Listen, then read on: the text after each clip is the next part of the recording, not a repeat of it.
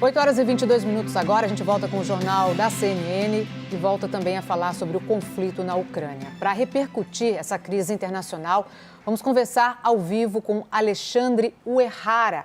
O Alexandre é professor de Relações Internacionais da ESPM.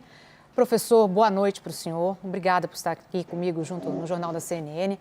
Eu queria começar falando sobre o seguinte: as tropas russas estão aproximadamente ali 25 quilômetros de distância da capital da Ucrânia, Kiev.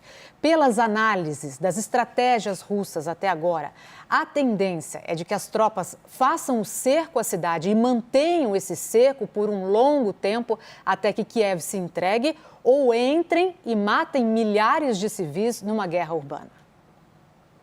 Olá, boa noite a todos os telespectadores. Bom, neste momento, esse cerco acho que está muito próximo de acontecer, pela movimentação que estamos vendo.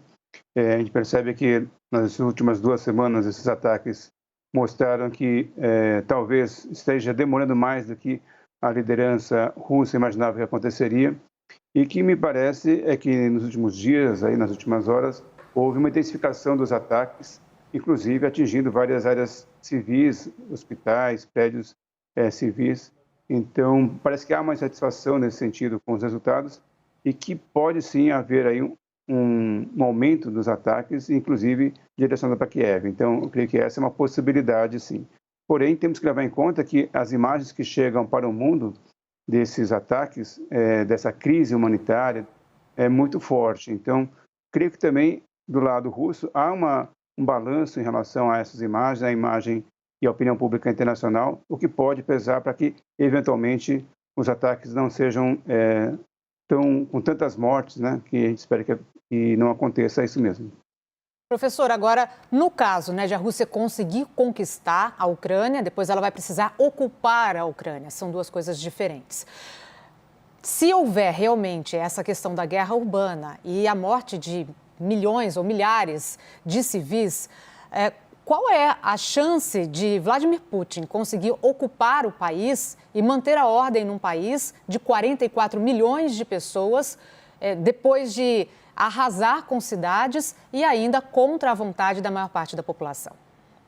O que nós estamos avaliando agora é que, assim, o problema da legitimidade dessa ação.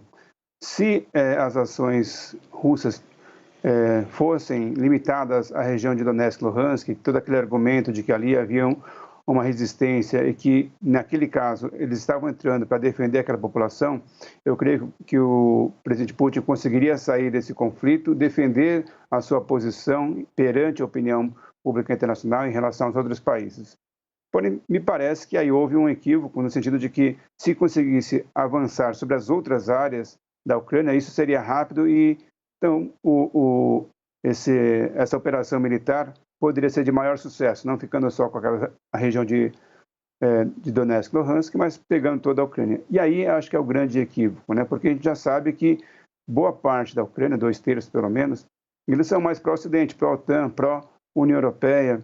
E essas mortes todas que estão acontecendo, a gente vê as manifestações dentro da Ucrânia contra essas ações militares russas, vai gerando, quanto mais passa o tempo, maior é a resistência e maior será a dificuldade posterior, independentemente, né, se os russos irão ganhar ou não. Esta resistência e esse rancor, essa insatisfação contra os russos vai aumentando. Então, eu creio que será muito difícil um governo posterior a esse conflito, quando ele acabar, e tem aí, dentro da população ucraniana, um sentimento de proximidade, de simpatia com relação à Rússia.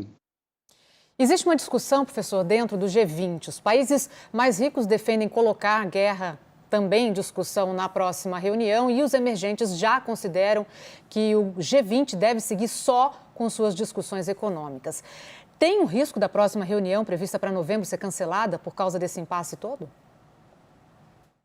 Olha, de fato há essa divisão, né? A gente percebe que os países, vamos chamar assim, mais ligados aos BRICS, né? China, Índia, África do Sul, inclusive o Brasil também tem se posicionado às vezes contra a levar o conflito para dentro, né? A discussão do conflito para dentro da região do G20, da reunião do G20.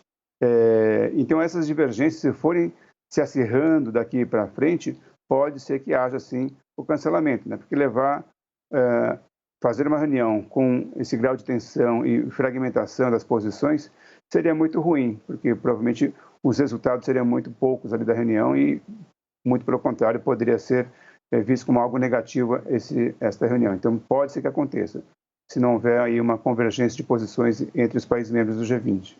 Eu queria perguntar para o senhor sobre a questão das sanções. As sanções, elas têm um limite, né? A gente vê historicamente, temos exemplos aí de Cuba, do Irã, e a gente sabe que chega a um determinado ponto em que, dependendo do país, essas sanções podem voltar, podem fazer um efeito bumerangue e voltar, como é o que se espera, inclusive, agora na economia mundial. Como é que fica a expectativa agora? Até onde será que Estados Unidos e Europa pretendem esticar essa corda de sanções? Uhum.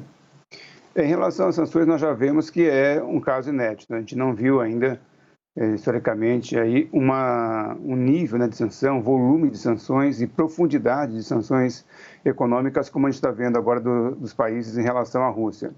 Então, não sabemos quais serão os impactos disso para a economia mundial como um todo.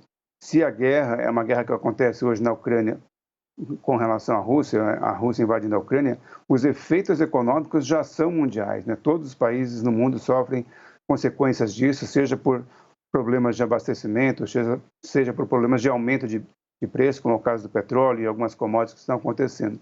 Então, de fato, esse efeito bumerangue já está acontecendo. Internamente, a Rússia também no começo dizia, olha, talvez essas sanções não tenham tantos efeitos assim, mas já percebe que existem efeitos concretos também na economia russa. Então, existem muitas incertezas que aparecem a partir das sanções. Ok, acho que travou um pouquinho a imagem do nosso entrevistado, mas a gente viu então que ele respondeu a questão das sanções e ali o efeito que isso pode trazer para a economia de todo o mundo.